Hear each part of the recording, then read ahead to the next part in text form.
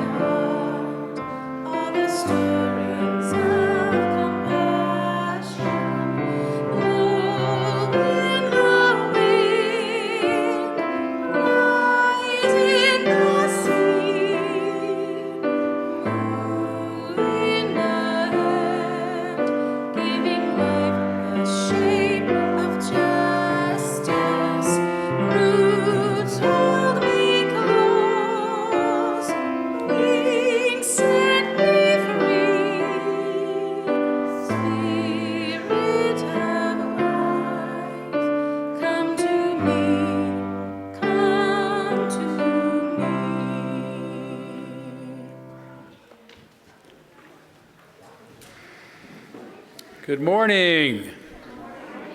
Welcome everyone to the Unitarian Universalist Church of Spokane, where we join together to create a nourishing, liberal religious home to champion justice, diversity, and environmental stewardship in our wider world.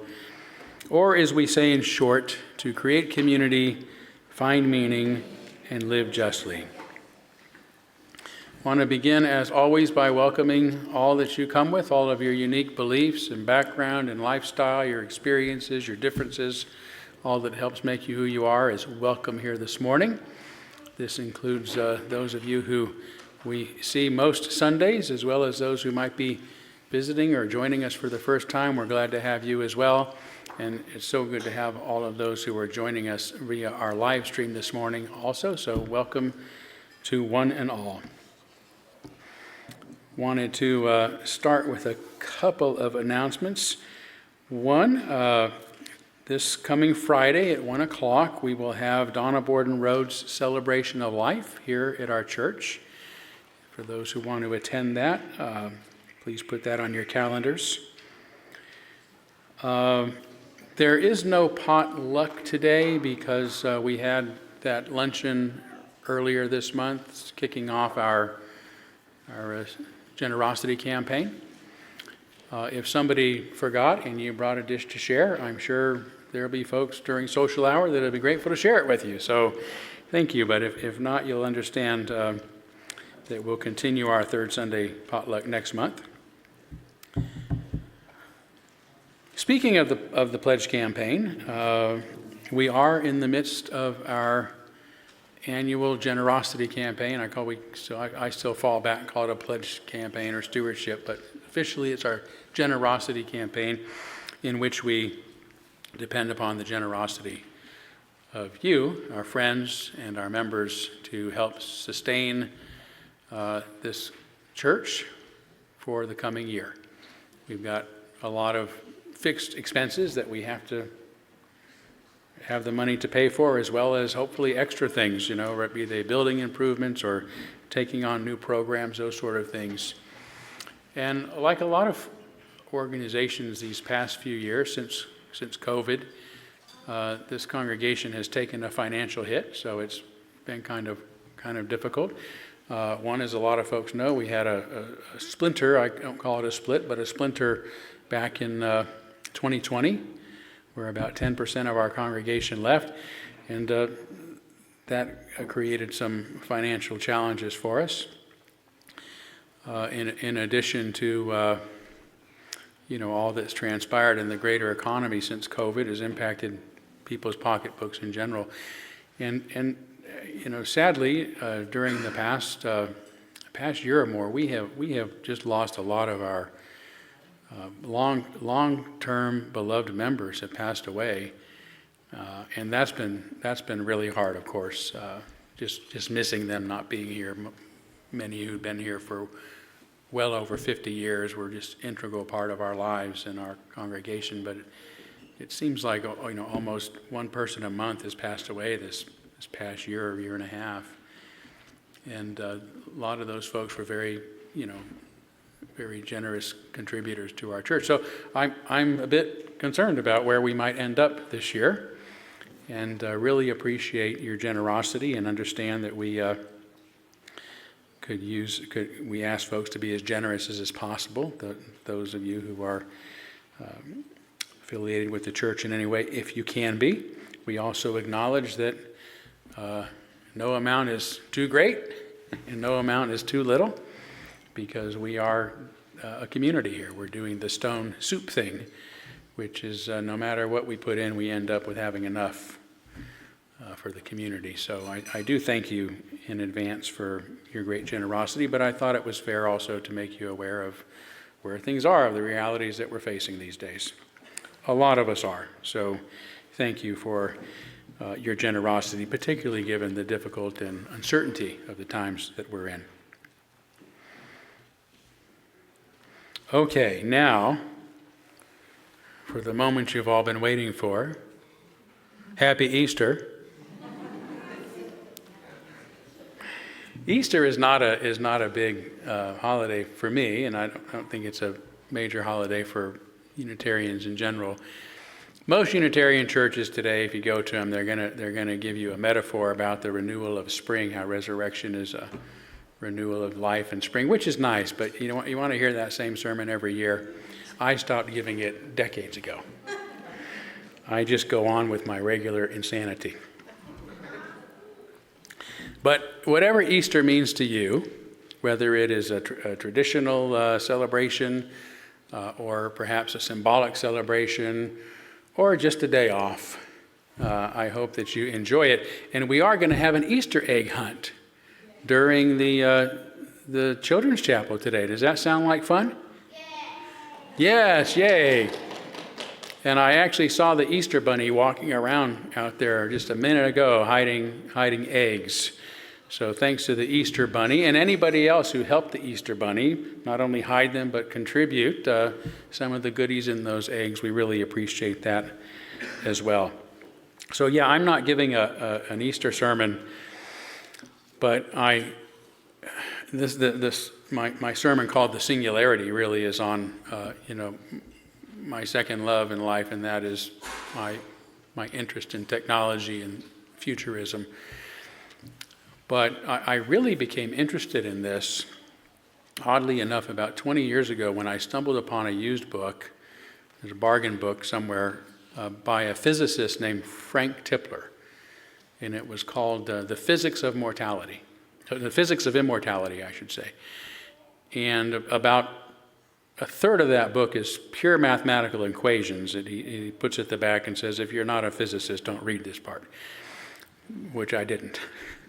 But the first part of the book is just fascinating, and he's the first person who talked about Jesus did not rise from the dead because people can't rise from the dead, but someday we will have that technology. And he started talking about the people of the future.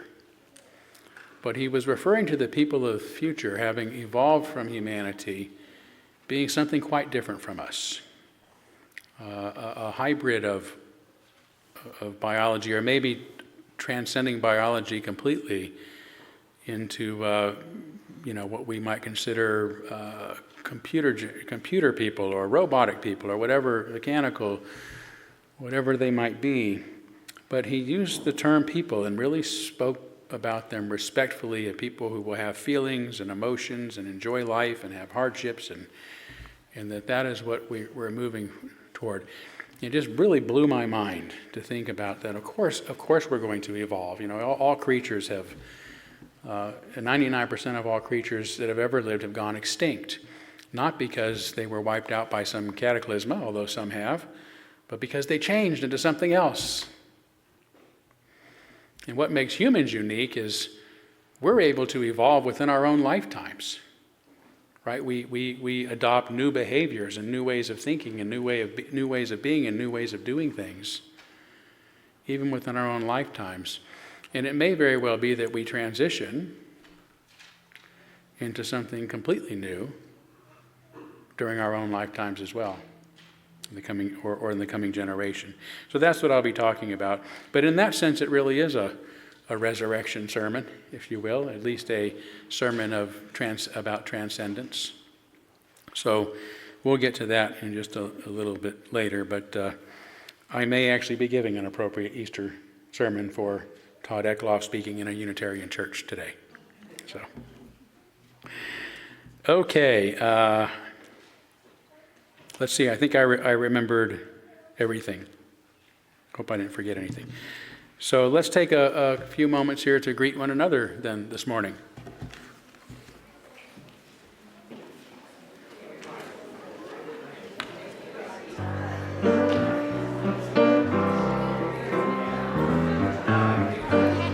I'm not doing the story today. Stephanie is, so I didn't bring a friend. Oh, look at those dresses. Look at those dresses. Beautiful. Can I get a picture of you guys together? Sure. Let me get a picture of you. You want to get in a picture with me? No? Okay. Is the Easter bunny gonna come here? I don't know. We'll have to ask Stephanie. Okay. You like the phone? It's cool, isn't it? Okay, stand together. Oh my goodness.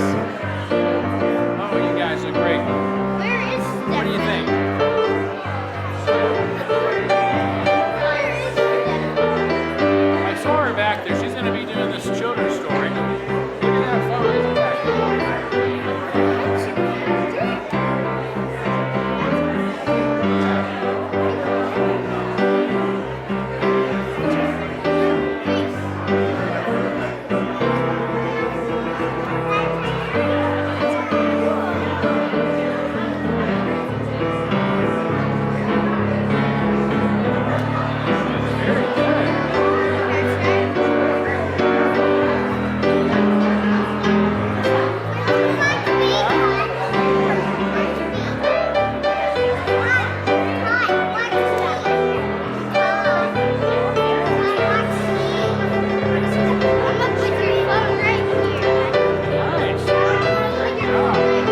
Look, I just put it in my pocket.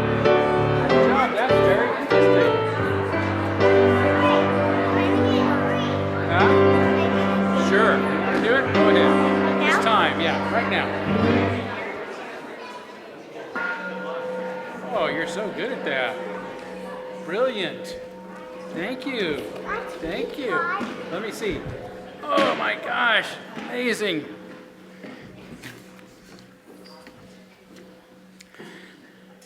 Well, that was fun. All right, we are going to move forward now by lighting our chalice.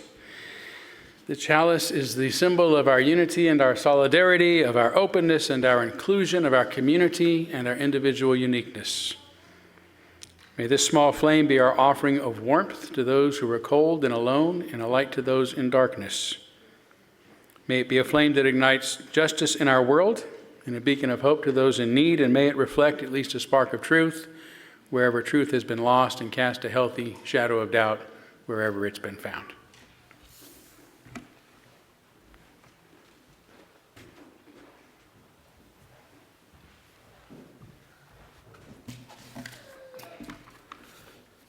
The opening words this morning are from Maya Angelou,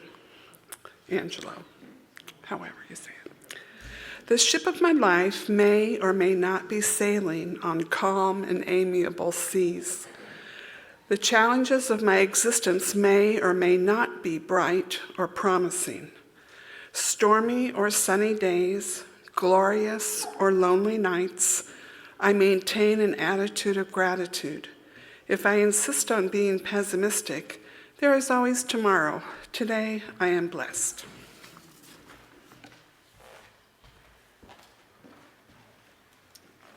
Okay. If you could please stand and sing a new hymnal called Let There Be Light, and it's 142.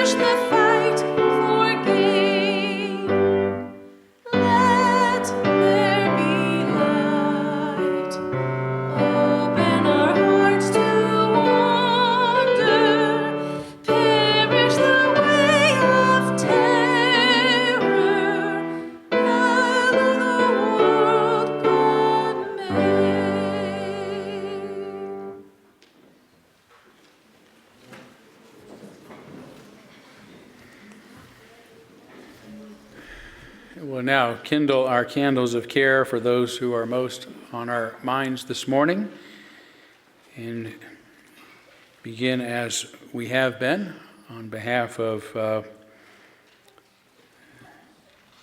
many people in the world who are suffering from war and violence, the people of Ukraine and Russia and that region of the world, the people in the Middle East, Israel and the Palestinian people, and others who are experiencing the direct impacts of the unending violence in those regions. And let's take a moment of silence on those who might be on your minds this morning, and you're welcome, as always, to name them aloud at this time if you'd like.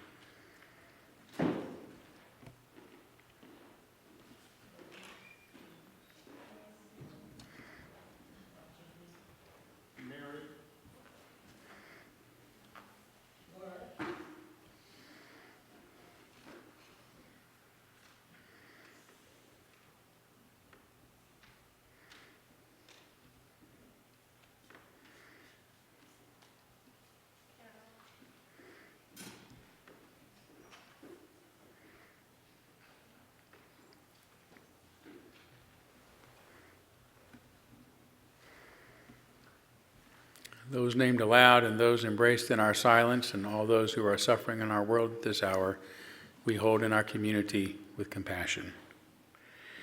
This is our third Sunday in which we generally take up a special collection, and today's special collection is for Jewish Voices for Peace. This is an organization that's been around a long time, that, as you can see, promotes peace in the world, as it says there, from the U.S. to Palestinian people. And it is a particularly important voice in our world at this time, as you can imagine, given what's going on between Israel and Gaza in that region of the world, the many innocent people that are being killed in the process there. Jewish Voices for Peace also happens to have benefited our congregation not too many years ago. It was in 2019 that we were wanting to discuss this very difficult subject, this seemingly unending topic that anytime you discuss the rights of Palestinian people or care for them, these ad hominem attacks of being anti-Semitic just come right at you. And so rather than discussing it from the pulpit myself, and with an unwillingness of anyone from the local Jewish community to help guide us through the conversation, we reached out to this organization, which connected us with Rabbi Michael Davis in Chicago. And he came to speak, and he actually made history here, as this pulpit often does, as the first Jewish rabbi to speak favorably of the Palestinians during a Unitarian Sunday service. And he has felt the repercussions of the courage that he faced here over the years, but does not regret them. But anyway, this is really such a pivotal voice to have in the conversation, not only to help those of us who are from neither of these communities talk about it honestly, but because it is a conversation that is needed so badly today, a conversation in which both sides need to have compassion and respect for the other. So if this is a ministry that appeals to you, I hope that you will use the envelope in your order of service and contribute. You don't have to seal that envelope as usual. We can reuse it later. So we now gratefully give and receive this morning's offering, which helps sustain this community and our mission to the larger world. I thank you in advance for your generosity.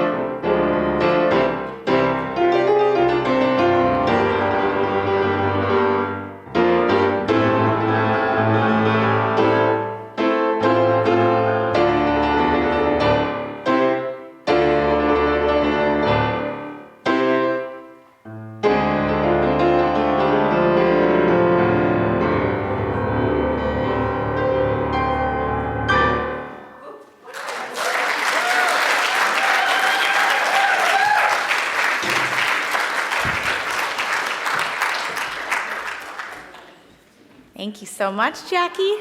I'd love to invite any children to come forward for our Time for All Ages. Last summer, after a couple of years of encouragement from Sunny Cook's daughter Laura, my son Max and I went to the Elliott Institute at CBAC, which is a Unitarian Universalist camp for UUs, their friends, and their families. And so today I wanted to share a little story that they've written about what it's like to be a kid at Elliott. Because I don't know about you, but I'm already thinking about summer vacation. Anyone else? Yeah, okay. Ding, ding, ding. The meeting house bell awakens the camp at 7:30 a.m. Breakfast is at 8. They have oatmeal, fresh fruit, bagels, toast, yogurt with granola, juice, milk, hot chocolate, and some of my favorite kids' cereals. Sometimes they have eggs or waffles too. Then I get to go up the hill with my family to the meeting house for ingathering, where we sing and listen to a fun story. Then the adults sing us out to our morning program, and we're split up into groups. The under threes and preschoolers are called the littles. Elementary age kids are sometimes split up into upper elementary and lower elementary. MAGS stands for middle age group. That's you, Max. Yeah? 6th through 8th graders. And then there's a youth group for high schoolers. I head off with my group and we spend the morning having fun and learning together. Depending on our age, we might play games, read stories, sing songs, do art projects, play at the playground, go for hikes in the woods, or explore the beach. There's lots of fun adventures to be had at CBEC. Each age group has their own traditions varying by camp. In August, the MAGs make peace boats in remembrance of World War II, and the youth organize their own coffee house. Lunch is at 12:15, and I can choose to eat my meals with my family or my friends. Then, in the afternoon, there's lots of activities to choose from. I might take a nap, go swimming in the lagoon, and rack up the bands on my swimming bracelet, participate in sports or play board games, do tie-dye, play make-believe in the forest, sit and talk with friends, and so much more. I get to decide, as long as I check in with my parents and follow the rules that they set. They're in charge of me while I'm at camp. Dinner is at 6 o'clock. There's always dessert, and there's always evening events. I might sing at the campfire, join a game like charades, participate in the talent show, or go to worship with my family. I hear there's a super fun dance on the last night of camp too, with a live band, but the children's curfew is 10 o'clock. I can't wait to see all my friends and spend a whole week away from home at CBEC this summer. I'm gonna have so much fun. And if you have any questions about the Elliott Institute at CBEC, there are flyers on the children's programming table, and you can let me know. And Sunny, you can let Sunny know too, because you went for lots of years, didn't you? My daughter when she was 7 or 8. And she's still going with her kids and bringing all of her friends. All right, please join me now in singing the children out to Children's Chapel. Remember, kids, we'll pause in the foyer to take care of our food pantry service project.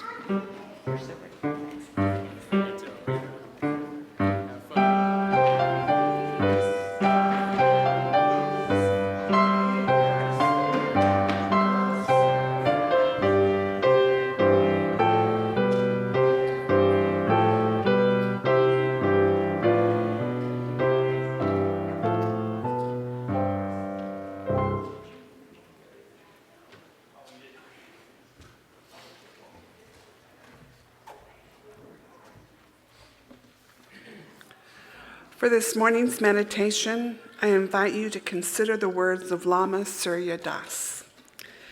With every breath, the old moment is lost. A new moment arrives. We exhale and we let go of the old moment. It is lost to us. In doing so, we let go of the person we used to be. We inhale and breathe in the moment that is becoming. In doing so, we welcome the person we are becoming. We repeat the process. This is renewal. This is life.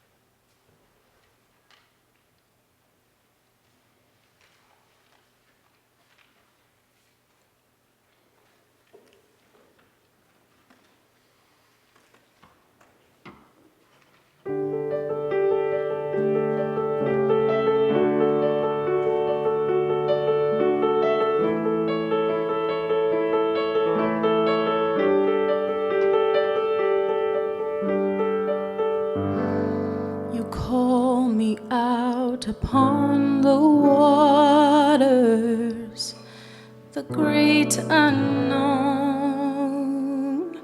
where feet may fail. And there I find you in the mystery, in oceans deep. My faith will stand, and I will call upon your name, and keep my eyes above the waves. When oceans rise, my soul will rest in your embrace, for I am yours, and you are mine. Your grace abounds in deepest waters. Your sovereign hand will be my guide. Where feet may fail and fear surrounds me, you've never failed, and you won't start now. So I will call upon your name, and keep my eyes above the waves. When oceans rise, my soul will rest in your embrace, for I am yours, and you are mine.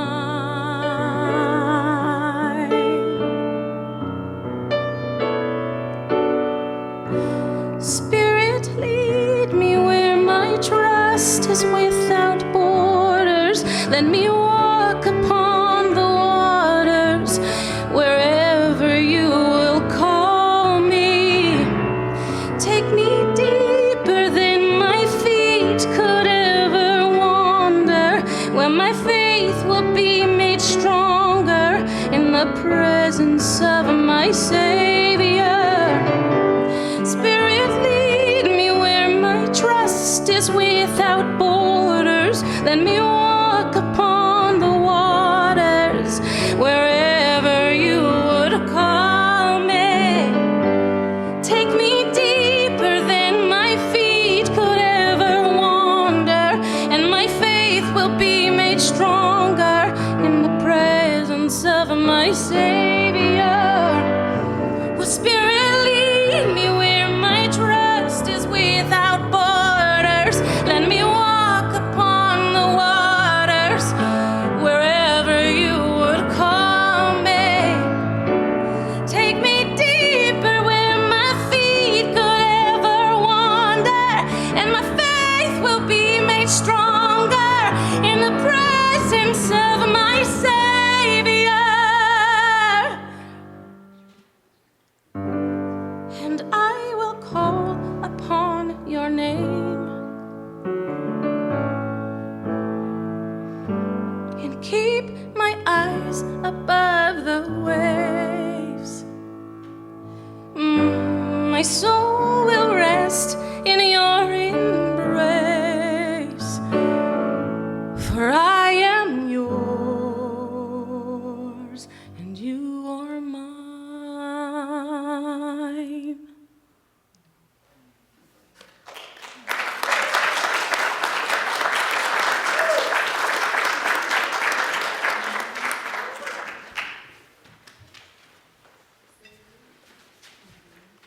Wow, thank you so much.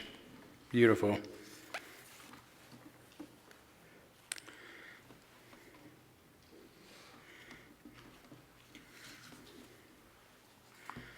I don't know what they're playing in the other churches today, but I think we've got to have the best music in town here.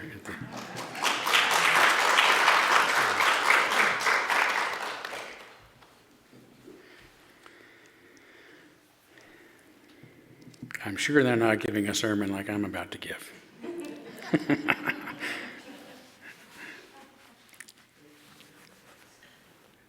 For thousands of years, human beings have been attracted to and repelled by the idea of someday creating artificial humans.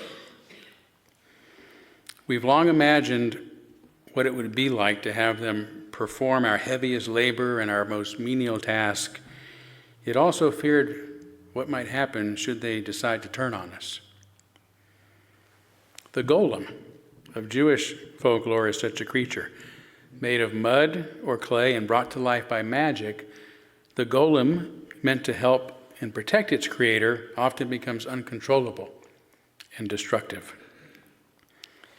Adam, which also means mud, the first man, according to the Jewish tradition, was called a golem until he received the breath of God, suggesting that a golem, which means or is translated into unfinished man, can have the shape of a person but is not considered human because it is without a soul.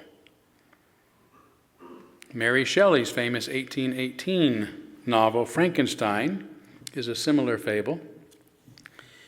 Its subtitle, The Modern Prometheus, denoting the Greek figure who stole fire from the gods and gave it to humanity, is a reference to science, or a metaphor of science's attempt through its fictional avatar, Victor Frankenstein, to acquire abilities for itself that were once reserved for the sole privilege of the gods. Yet, Frankenstein's creation is not a monster by nature. It is turned into one after being rejected and mistreated by mankind.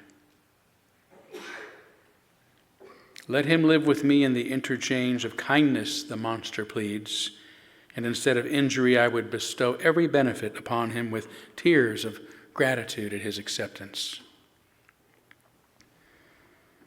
And one of the most memorable versions of this story for me is a 1964 episode of The Outer Limits, a TV series entitled I, Robot, based on the Isaac Asimov short story. It's an episode about a robot on trial after being wrongly accused of killing its creator. Although innocent, once the jury learns that the robot has read the Frankenstein novel, it decides the mechanical man had been influenced by it and must be guilty. And unlike Shelley's monster, however, the robot has been raised with love and kindness by his human creator. Outside the courthouse, while being escorted for demolition, the condemned automaton suddenly and violently breaks free of its restraints, but not to escape or harm its captors. It has spotted a child in the street about to be struck by a truck and moves swiftly to push the girl aside and is demolished itself in her stead. Looking upon the mingled pile of remains, a newspaper reporter, played by Leonard Nimoy, satirically says, "That terrible monster won't ever harm anybody again." That's probably what got him his role as Spock, I think, that line. The stories of I, Robot and Frankenstein's monster evoke my empathy and my remorse over how they were misjudged and mistreated, which I'm guessing is what their authors had intended for their audience. But the tendency to fear such figures is so common that psychology actually has a name for it. Automatonophobia. Yeah, automatonophobia. The fear of figures designed to resemble humans. They can include humanoid robots, along with wax figures, mannequins, animatronic characters these days, dolls, and, might I add, puppets. And I'm so aware of it myself that I always observe a child's reactions to my puppets before getting too close. Even many adults get creeped out walking past the puppet collection in my basement. I should probably keep it upstairs. Basements are creepy.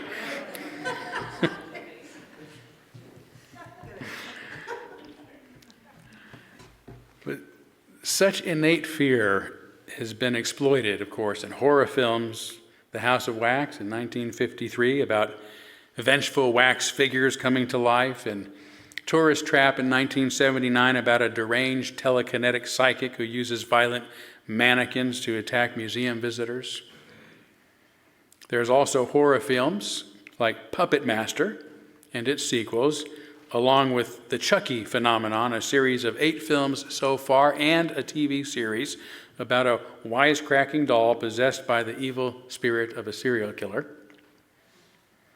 And my favorite of them all is the recent movie Megan, about an artificially intelligent doll that will stop at nothing to fulfill her programming, including harming anybody that gets in her way. And that Arnold Schwarzenegger's Terminator films should be counted among such tales obviously goes without saying. So I bring this up at the start of my discussion about the fast approaching singularity for 3 reasons. Firstly, people are generally fearful of the future to begin with, a fear that may be irrationally exacerbated by the advent of artificial intelligence and humanoid robots, whether we have automatonophobia or have simply watched too many horror movies. Secondly, as I've just indicated, such figures are no longer the stuff of fiction, no longer the stuff of horror films and science fiction. They already exist, are advancing at an exponential rate, and are predicted to eventually outnumber us human beings, hopefully to serve us, not replace us. Tesla's CEO, Elon Musk, made international headlines last October when he predicted that this will occur by 2040.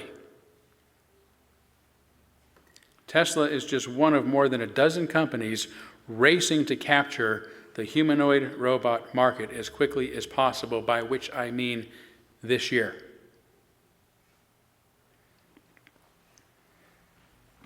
In a recent Wired article, Danelia Russ, the director of the Computer and Artificial Intelligence Lab at MIT, said 2025 is the year when AI will finally make the leap from the digital world to the real world we inhabit. Just think about that term, finally. AI has technically, I shouldn't say technically, it has been practically with us for just a couple of years, right? We've been working on it for a long time, but as far as it actually coming mainline, just 2 years, and these are the kind of terms that are being used. Finally, after 2 years, it's going to get into machines. Right?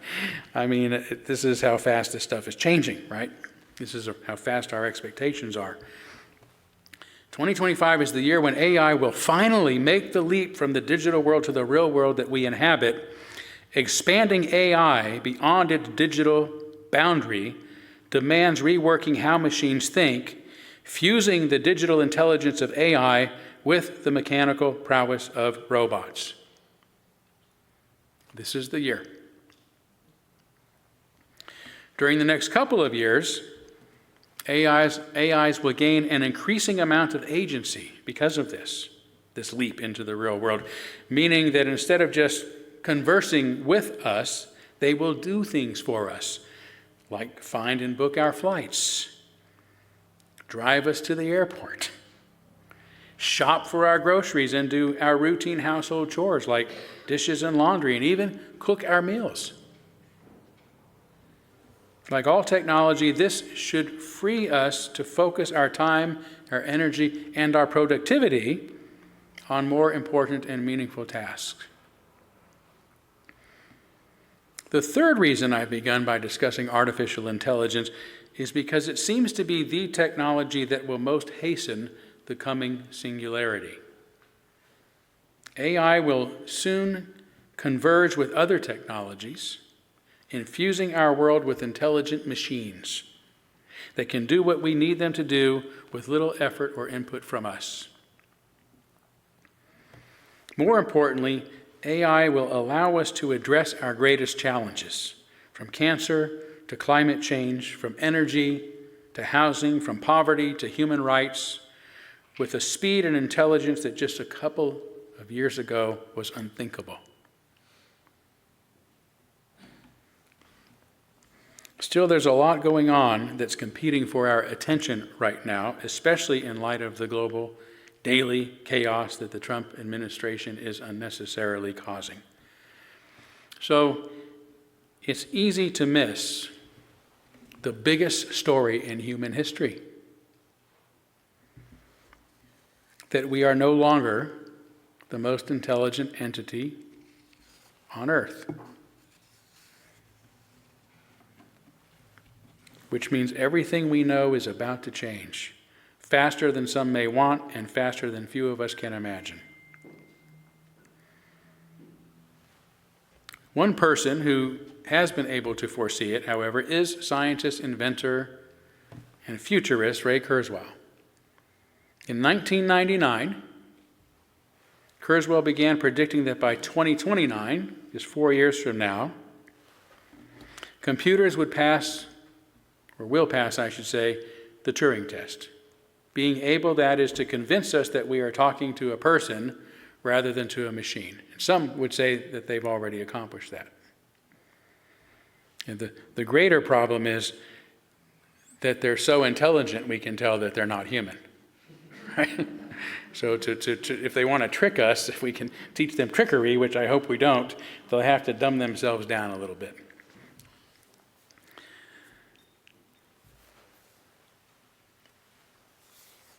So back then, 1999, up until very recently, most other computer and technology experts thought his prediction was way off by many decades, if not centuries, if ever.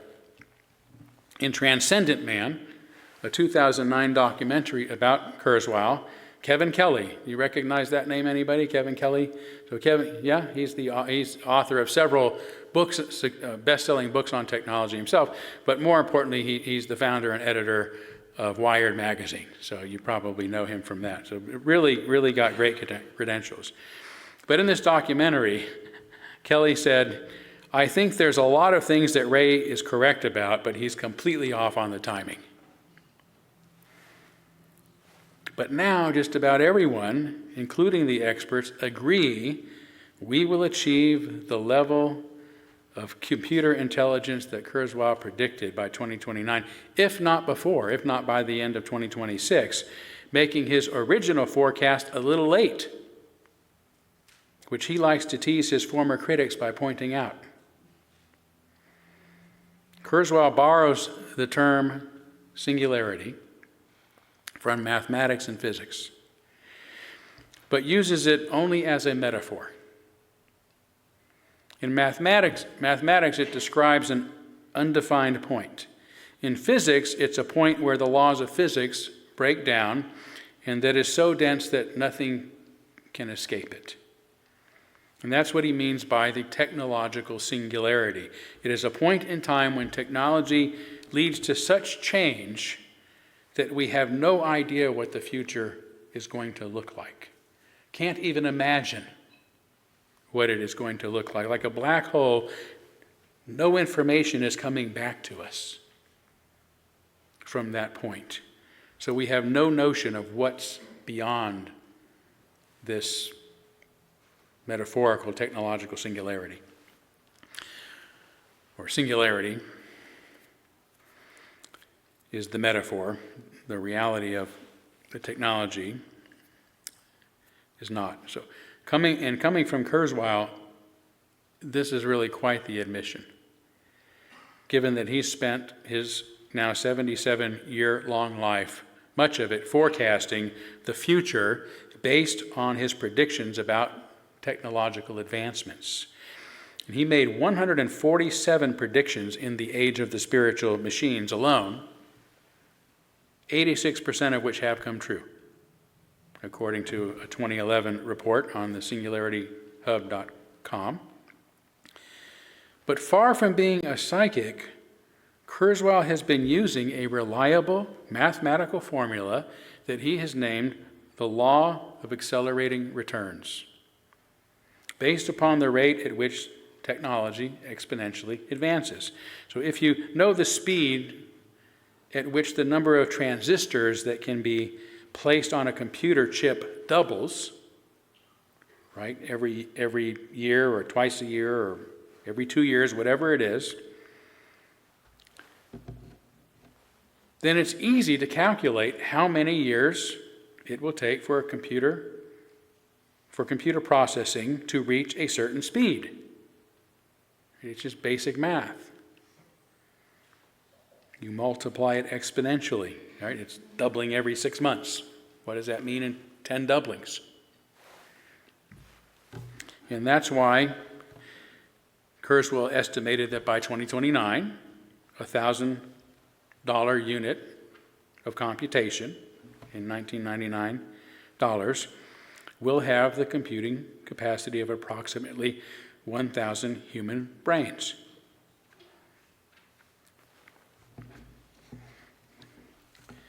That's about 2 times 10 to the 19th calculations per second. We're pretty close already. So here are just a handful of the 1999 predictions that he forecast would exist only 10 years later in 2009. A few of those that have come true, just a handful of the 147. He predicted users would store their information, music, and movies on their computers and devices. That digital music and books would largely replace physical media. Electronic documents would replace paper. Media would become digitized with instant downloads possible. Netflix is grateful for that coming true. Cables would be replaced by wireless technologies. You know, we just got this device from our phone company that is completely wireless. It connects to the nearest tower from AT&T. $47 a month gives us high-speed internet throughout our entire house. It's unbelievable. We got rid of our $100-something a month Comcast bill, just like that, and it works fantastic. No wires, just plug it in. That's a tip. Internet Air, AT&T, if you're interested. Not a commercial. I'm not getting any kickbacks. He predicted that computers would include video cameras and facial recognition capability. That a $1,000 computer would be able to do 1 trillion calculations per second again. The computers would be central to the educational processes and that all students would have one or at least access to one. Learning at a distance, e-learning, would become commonplace, and computers would double as telephones. So you can understand from just these examples why many take notice when Ray Kurzweil makes a prediction, and why his 2005 book, The Singularity is Near, and his more recent 2024 sequel, The Singularity is Nearer, are both tremendous bestsellers. The subtitle of the latter is When We Merge with AI. The Singularity is Nearer, When We Merge with AI. That's how Kurzweil now defines the moment that we reach the singularity, the final point we can observe through this mathematical formula before we can't imagine what the world is going to be like, is the moment when human intelligence merges with machine intelligence. In other words, using the law of accelerating returns, we can reasonably predict how and how fast technology will advance right up until it reaches that point that will change our existence dramatically, so dramatically that we simply cannot imagine what it will be like. That's the technological singularity. Whatever follows once humanity achieves superintelligence. Between now and then, Kurzweil predicts that the 2020s, which we're in right now, obviously, will be remembered as the decade when artificial intelligence becomes increasingly embedded in our daily lives, not just through language models like ChatGPT that have recently had such a profound entrance into our lives, but also on our healthcare, on our education, on our transportation, and even how we make moral decisions. He foresees the rise of what he calls narrow superintelligence this decade, systems that far surpass human ability in specific domains such as diagnosing disease or analyzing scientific data, which has already begun.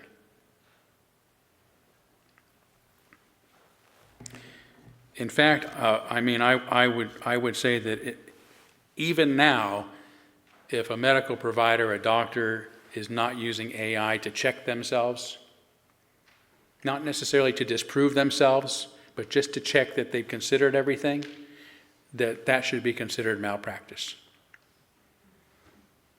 No doctor can simply contain within their heads all of the medical information that an AI can, by any means.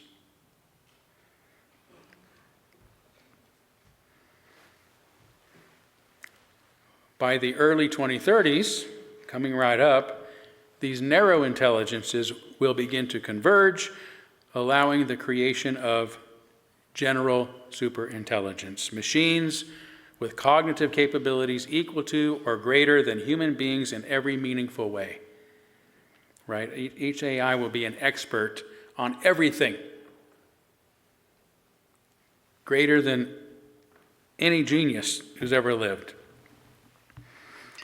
At this point, we will begin to merge with AI, enhancing our brains through neural implants, BCI, or brain-computer interfaces, and nanotechnology, extending our intelligence, our memories, and even our lifespan, perhaps even indefinitely. As noted, Kurzweil remains convinced that by 2029, AI will convincingly pass the Turing test, and by 2045, just 20 years from now, we will reach the singularity itself, a moment so transformative that it will mark a new chapter in human evolution. Of course, two of his predictions must come true before this can happen. The first is advanced AI, which, as discussed, is already well on its way. It's undeniable, it's here, it's moving quickly. But what about the technology necessary for us to merge with it, to connect somehow our intelligence with its intelligence, so that we are our AIs, if you will? Right? So you've likely heard of Neuralink, I'm guessing, the company that in 2024 successfully implanted a BCI into the brain of a quadriplegic man who can now control a computer mouse with his thoughts. Yeah, this made big news. As impressive as this is, it's pretty invasive. There's a lot of risk to it, and it does a lot of damage to existing neurons, even though those 1,000 fibers from the chip that Neuralink has developed is hair thin. There is absolutely no room in the brain. It's a big, squishy, solid substance, and so putting those fibers into it just destroys millions of neurons.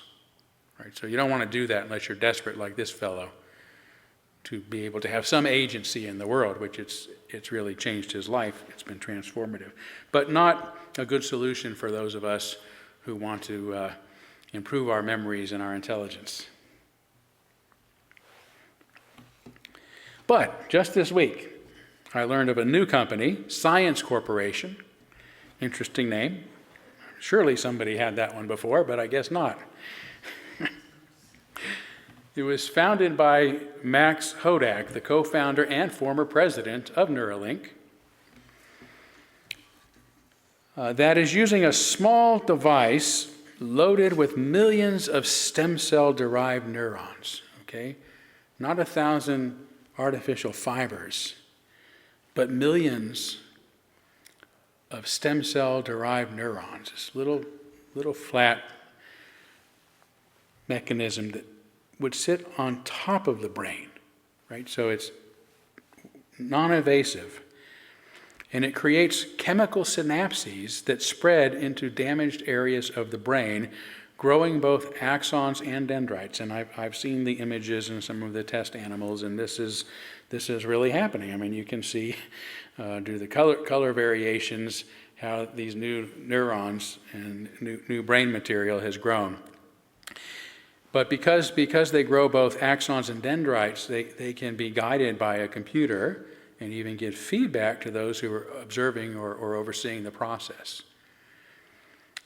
Now, Science Corporation is going to begin with primate trials later this year and expects to go into human trials as early as next year, beginning with stroke victims, expecting to repair regions of the brain currently considered irreparable.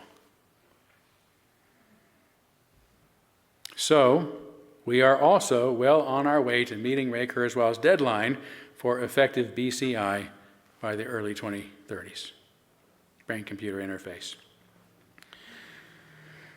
Okay, so why do I believe that this topic is important and pertinent enough to discuss during a Sunday service on Easter, of all days? Well, because I forget it was Easter, sorry. Because, as I said, with everything else that we are understandably concerned about today, few of us are even aware of, let alone thinking about, the unprecedented transformation that is upon us.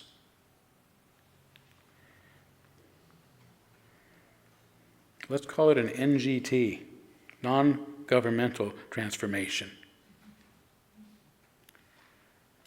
So many times, especially as Americans, where we think everything's about democracy and freedom, we think the government is supposed to be the solution, so all we have to do is vote the right person in and we'll fix everything. Doesn't happen. Government's dysfunctional.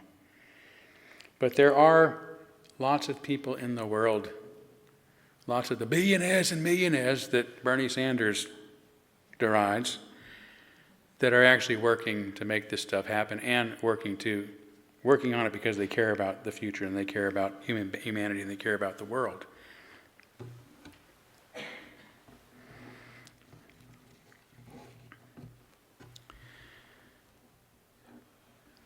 Regardless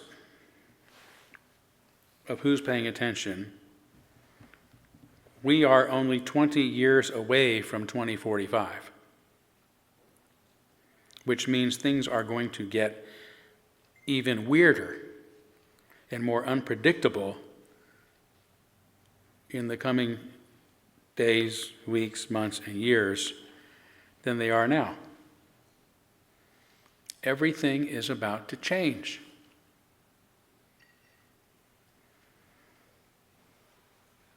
So what does this period of rapid exponential change mean for us? Well, I don't know, because I can't see past that point any clearer than Ray Kurzweil can. But it does lead me to question things. I wonder how governments will work. I don't know if they will. If they will even make sense. Why do we need governments if we're all connected in the cloud? Will democracy make sense, or will we argue and come to consensus automatically in this cloud existence, unafraid to entertain any of the new and better ideas that we become aware of? Today, our church is working to restore and preserve Unitarianism, but will there be any interest or need for our liberal religion or any religion when the singularity arrives? Will humanity as a whole upload, if you will, into another plane of existence entirely transcending the boundaries of our biology? Scary as that might sound for some, these are no longer questions of science fiction.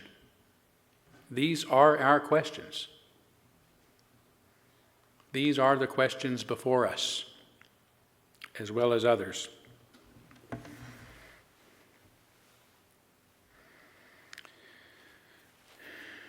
They're serious questions that will define our place in a radically transformative world. And if we are wise, we're not going to wait for the singularity to arrive before we begin preparing for it, not with fear, but with intention, not with panic, but with purpose. Not by asking what kind of future we're afraid of, but by asking what kind of future we want. Technology will soon outpace us in intelligence. So the most important thing that we can do right now is to stay human. Not in the sense of resisting the future of change, perhaps changes to our own selves, our own minds, but in the sense of carrying our best values forward into it. If we are to merge with AI, as it appears we will, then let us deliberate what merges. Let our humanity, the best of our humanity, remain coupled with it. Let it be imbued with our compassion and our curiosity and our creativity. Let it inherit our love for freedom and reason and tolerance, even if Unitarianism goes by the wayside. Let it share our belief in the inherent worth and dignity of every person, of all peoples, and ultimately of every being. And let us move into the future with the sense of adventure and wonder that has always allowed us to overcome our trepidations in order to discover new places and new ways and new ideas. If AI is to learn from us, let us teach it by our example, giving it our best, our deepest cares, and our highest aspirations. If it grows alongside us, let it grow from the roots we have tended, the roots of empathy, the roots of courage, and of kindness.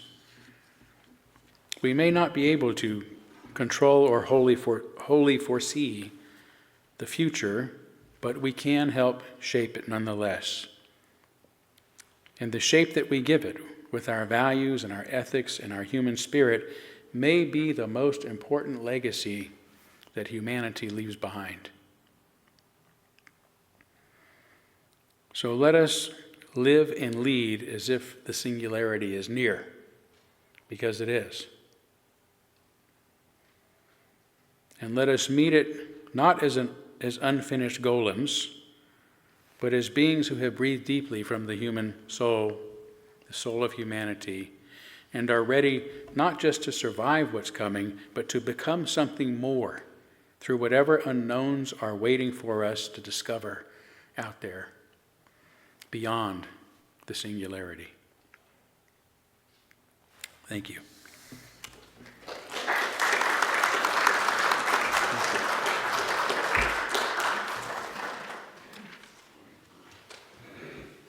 All right, sing with us, Building a New Way.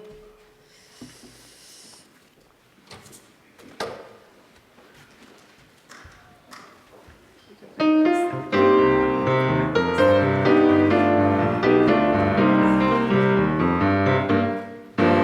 are building a new way. We are building a new way.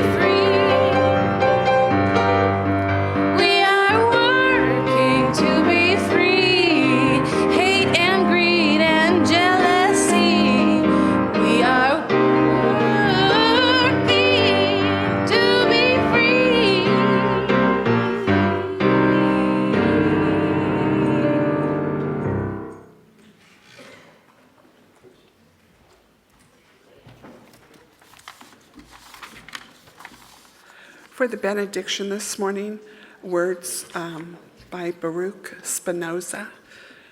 Be not astonished at new ideas, for it is well known to you that a thing does not cease to be true because it is not accepted by many. Amen. Blessed be. Salam alaikum and shalom.